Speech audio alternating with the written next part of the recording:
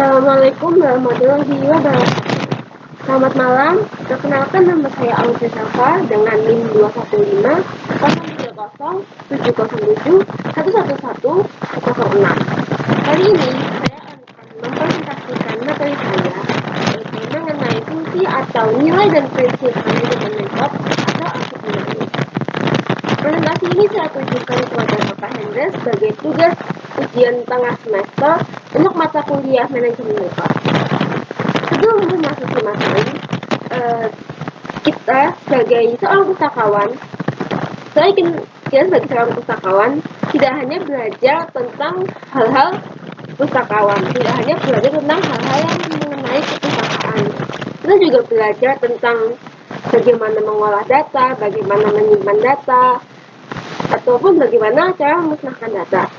Cara-cara tersebut termasuk dalam manajemen rekod. Nah, secara umum ini, manajemen rekod ini juga bisa disebut dengan arsip. Dua hal tersebut memiliki dokumen yang dapat diciptakan berdasar dari hasil kegiatan yang dilakukan secara organisasi maupun individu. Walau begitu, mereka tetap berbeda. Menggunakan sebutan arsip untuk rekod, yang mana artinya rekaman kegiatan atau peristiwa dengan berbagai bentuk dan media yang sesuai dengan perkembangan teknologi informasi dan komunikasi yang dibuat dan diterima oleh lembaga negara, daerah, pendidikan, perusahaan, organisasi, politik, kemasyarakatan, dan individu dalam pelaksanaan kehidupan yang bermasyarakat, berbangsa, dan bernegara. Dari hal tersebut, dapat disimpulkan bahwa manajemen rekod dan arsip, meski memiliki arti yang sama sebagai dokumen, mereka tetap berbeda. Nah, sesuai dengan infografis yang saya buat di sini saya telah memberikan penjelasan mengenai manajemen rekod. Seperti yang bisa dilihat, definisi dari manajemen rekod sendiri adalah pengendalian sistematis terhadap semua rekod, mulai dari proses penciptaan, organisasi, penyimpanan, dan temu kembali hingga disposisi akhir. Nah, definisi dari manajemen rekod sendiri ini banyak diungkapkan oleh para ahli. Salah satunya dari Rix yang pada tahun 1992, beliau mengungkapkan bahwa manajemen rekod adalah sistem yang mencakup keseluruhan aktivitas dari daur hidup arsip atau life cycle of a record. Selanjutnya ada pendapat lain dari Sulistyo tahun 2003 yang menyatakan bahwa manajemen rekod ini adalah kontrol sistematis terhadap aset dinamis sejak penciptaan atau penerimaannya, pengolahan, distribusi, penataan, penyimpanan, temu balik, sampai pemusnahan. Lalu di sini yang saya cantumkan ada dari Ghazali yang mana manajemen rekod ini seperti ini sebenarnya didefinisikan sebagai pengendalian sistematis terhadap semua rekod nilai penciptaan sampai kembalinya rekod ini pada tahap disposisi.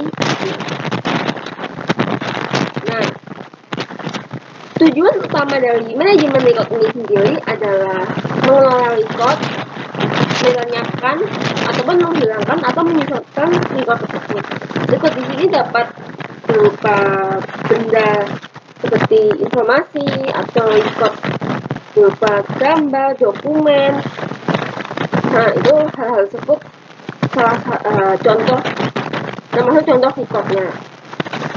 Nah, tujuan dari manajemen rekod ini sendiri adalah ya seperti itu tadi, dari proses mengolahnya sampai proses menyusutkan rekod-rekod tersebut. Nah, namun selain tujuan utama ini, manajemen rekod ini memiliki tujuan lain yang sesuai dengan pernyataan Kennedy dan Schooner pada tahun 1998. Salah satunya ada akuntabilitas, kecenderungan yang meningkat dalam hal penciptaan dan pengomunikasian. Lalu yang terakhir ada ketersediaan peralatan teknologi. Tiga tersebut adalah tujuan lain dari manajemen rekod. Nah, sedangkan arsip saat ini kita akan pindah dan membahas mengenai arsip. Arsip sendiri ini secara umumnya itu adalah dokumen atau hasil kumpulan kegiatan administrasi yang mana sebagai bukti pertanggungjawaban atas terlaksanakannya suatu kegiatan. Arsip ini dibagi menjadi dua, yaitu statis dan dinamis. Nah, arsip dinamis ini adalah arsip yang digunakan secara langsung dalam suatu perencanaan, pelaksanaan, maupun penyelenggaraan dalam kehidupan atau kegiatan dalam lembaga, organisasi, maupun administrasi negara. Tujuan arsip dinamis ini sebagai keselamatan arsip untuk ditemukan kembali jika dibutuhkan, sehingga dapat disimpulkan bahwa arsip dinamis ini adalah arsip yang penggunaannya secara langsung dalam suatu perencanaan, pelaksanaan, maupun penyelenggaraan dalam kehidupan atau kegiatan lembaga, organisasi, maupun administrasi negara, yang mana bertujuan sebagai ketika suatu saat kita membutuhkan informasi baru dari arsip yang lama, kita masih bisa mencarinya lagi atau menyelamatkan kembali arsip-arsip lama tersebut untuk diolah menjadi data dan menjadi informasi yang baru kembali. Nah, masing-masing dari manajemen record dan arsip dinamis ini memiliki fungsi atau nilai. Yang mana fungsi atau nilai ini sesuai dengan prinsipnya mereka dan berfungsi sebagai pembeda untuk perlakuan tiap manajemen record maupun tiap arsip dinamis yang akan diberlakukannya. Nah, pertama kita akan membahas tentang fungsi atau nilai pada manajemen record. Pada manajemen record sendiri ini terdapat 4 nilai, yaitu ada nilai administratif, yang mana dinyatakan record ini merupakan alat bantu dalam pelaksanaan tugas organisasi, perkantoran, individu, maupun hal lain yang mencakupnya itu dalam lingkup administratif. Contohnya itu ada pedoman kebijaksanaan, prosedur, buku petunjuk, dan bahkan struktur pada organisasi. Selanjutnya ada nilai fiskal. Fiskal di sini tuh record dianggap sebagai kegiatan finansial di masa sekarang maupun yang masa mendatang. Record ini dianggap sebagai dokumen dalam pendanaan sesuatu atau dana operasional. Contohnya ada surat pajak, record transaksi keuangan atau transaksi jual dan beli, neraca, dan surat keterangan penghasilan. Selanjutnya yang ketiga ada nilai hukum.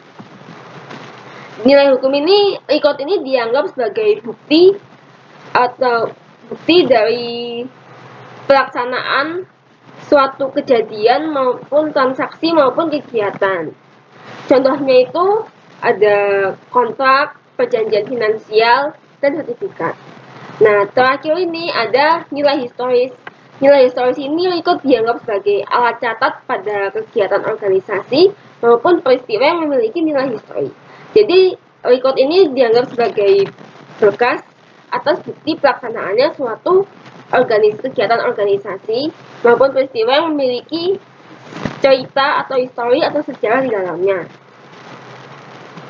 Contohnya ada notulensi rapat, akta pendirian, dokumen kehumasan, dan informasi anggota direksi. Selanjutnya kita akan membahas nilai atau fungsi pada arsip dinamis.